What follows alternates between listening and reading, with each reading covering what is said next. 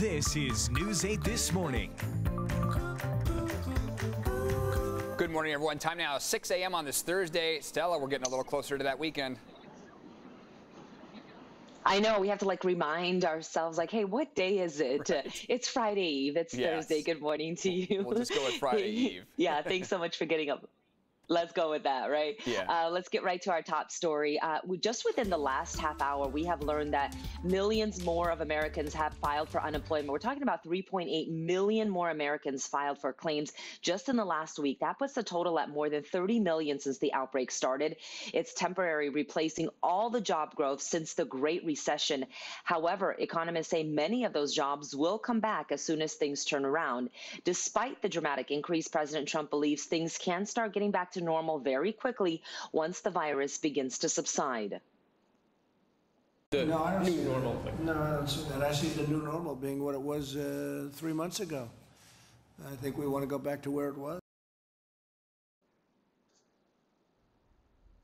Meanwhile, right now, the U.S. has more than 1 million cases, more than 61,000 deaths to report. More than 126,000 people have recovered. That's the good news. President Trump's social distancing guidelines are set to expire today. The president is letting governors decide how and when to implement his administration's three-phase plan to restart the nation's economy. Eric. The county's stay-at-home orders will be extended indefinitely to slow the spread of the virus, but leaders also say the county is on a promising path to reopening. County officials reported 118 new coronavirus cases for a total of 3,432. But the total recoveries is at about 1,900 in the county. I know a lot of you have been asking me for that number. There have been 2 new deaths for a total of 120. County leaders say significant news is coming today about updated guidelines for recreational activities, as well as face coverings being required countywide starting tomorrow. We are bracing for a big announcement that could impact beaches all over the state, including in our county. News 8's Netta Ronpour is live in Del Mar with what we can expect from the governor here just when Del Mar was about to open here, Netta. Yeah, good morning. So the Del Mar beaches were going to open today, but the city of Del Mar announcing last night that that will not be happening, all ahead of the governor's announcement to be closing all of the beaches across the state. So, but take a look this morning. We've seen quite a few surfers come out.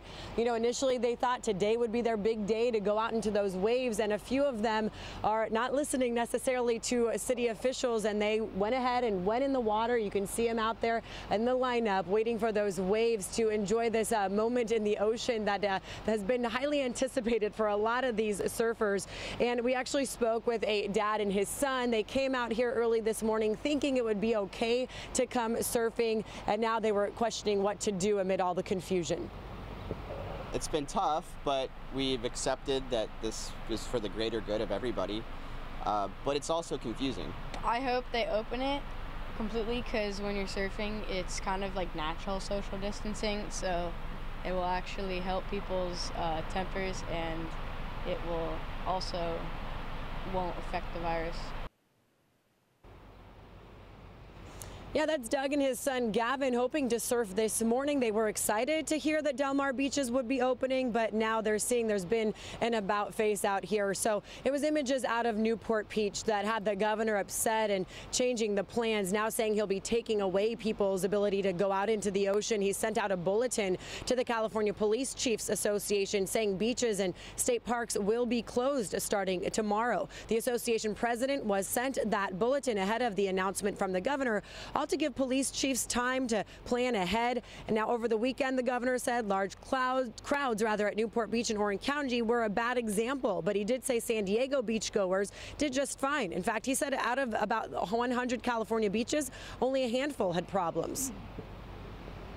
And there were 5 where we had some particular challenge. Overwhelming majority, there were no major issues, quite frankly, no issues of note, particularly LA, San Diego, parts of the Bay Area. There are always a few exceptions here and there, local officials being an extraordinary part.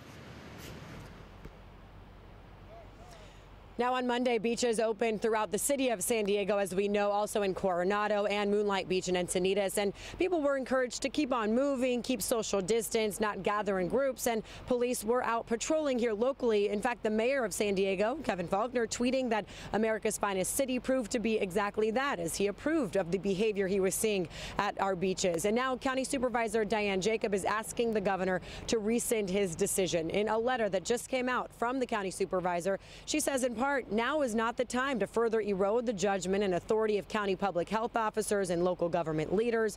But you have every right to be concerned about areas of California that have been flooded with beachgoers.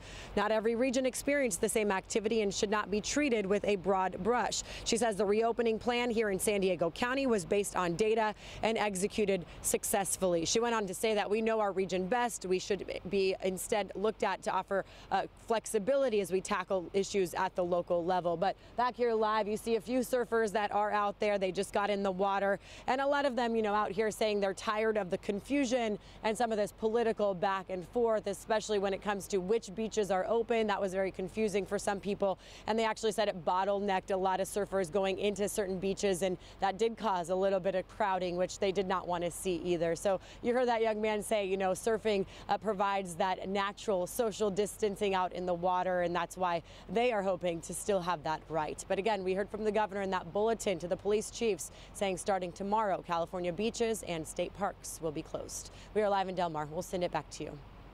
Netta, thanks. Part of the beach in Encinitas is closed after an encounter with a shark. At around 5:45 yesterday, a man who was out boogie boarding alone reported being bitten in the ankle by a roughly 10-foot shark. But lifeguards say the shark may have bumped the man after possibly being kicked. The man was taken to Scripps Memorial Hospital in Encinitas with minor injuries. Stella? County, people not following the rules. And starting today, the city of San Diego will be launching a pilot program. This pilot program is for the streets. It's called Slow Streets. The purpose is to give more people space when they're walking or they're on their bikes.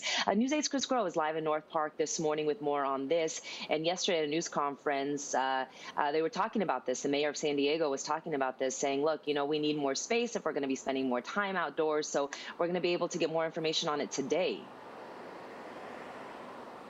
Yeah, and it's supposed to start today. In fact, this is one of the streets that will be designated for this slow starts here.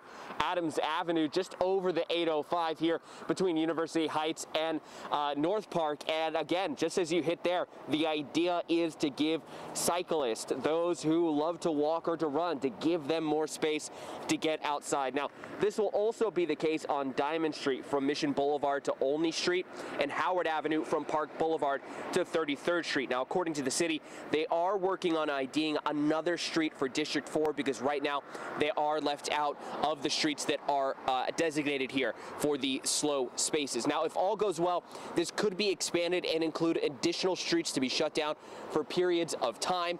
This comes at a time when San Diego is loosening their restrictions on outside activities at parks and beaches. So another good part of this program is that if these spaces are open, too, that will help reduce congestion at parks and beaches to make sure that people are following social distancing guidelines. At the end of the day, though, this is also meant to help people get outside, but get outside safely during this pandemic. With new, larger signal buttons that you can press with your elbow or arm, so you don't have to use your hands or fingers during this pandemic.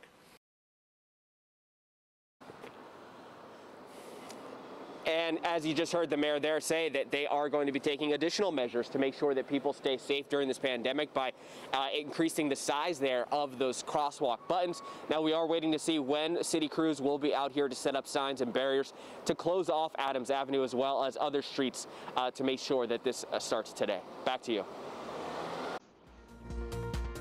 Chris, thank you for that. Time now for the morning rush. Local school districts are reacting to the possibility of schools reopening statewide as early as July. Here's what an official for Sweetwater Union High School District had to say. Listen. As the governor did outline, there's a number of steps that have to happen before we even get there. We appreciate, trying to move us forward and trying to resume normalcy because we know that that's a very important thing for our families. But at the same time, we also need to make sure that there's a lot of different things that happen, that boxes are checked. Some school districts like Poway Unified say they don't see it as a likely option. Now, coming up, we're going to take a closer look at what the new school year could look like. That's straight ahead.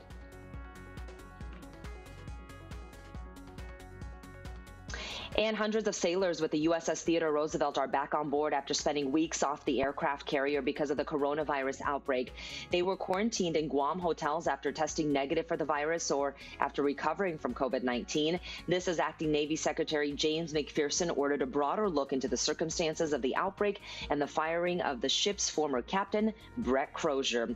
And some promising news in the fight against the virus is coming from research that UC San Diego played a prominent role in. Scientists at the school worked on phase 2 of the NIH clinical trial of the drug remdesivir, an existing treatment for Ebola. It's a potential treatment for battling COVID-19 in patients, not a cure or preventative. Dr. Anthony Fauci praised the results of remdesivir study at the White House, and that made the UC San Diego crew pretty happy, and we're pretty proud of them here as well. Eric? Always nice to get a shout out from Dr. Fauci, that's for sure. Thanks, Stella.